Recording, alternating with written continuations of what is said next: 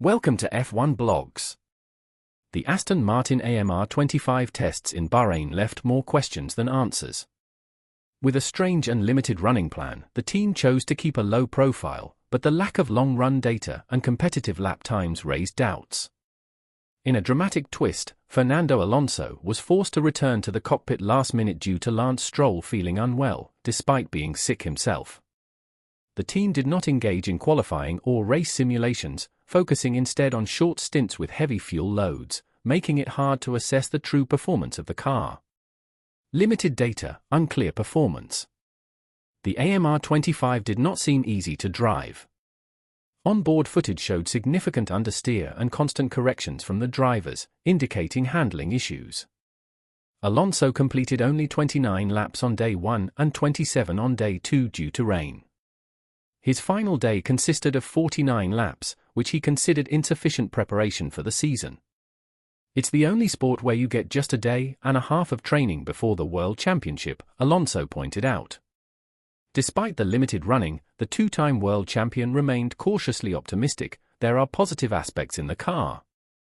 The data looks good, and it's a step forward compared to 2024. But there are also negative points we need to address, whether in Australia or throughout the season. Aston Martin's approach was clearly conservative. According to Alonso, the AMR25 is an evolution of last year's model.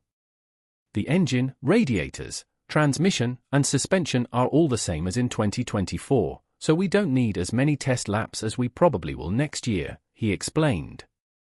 Sainz tops the charts, but McLaren looks strong.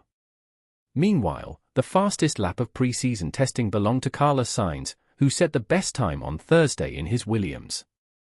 George Russell led Friday's session with a 1:29.545, but it wasn't enough to beat Sainz's time, making the Spaniard the quickest driver of winter testing. However, performance over long runs suggested that McLaren might be the strongest team heading into the Australian Grand Prix on March 16. Aston Martin's challenge: improve quickly or fall behind. With no clear indication of where Aston Martin stands, the team faces a crucial task in the early races.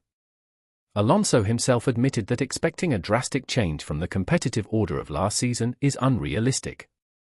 For the first 4 races, I expect everything to be very similar to Abu Dhabi 2024, he said.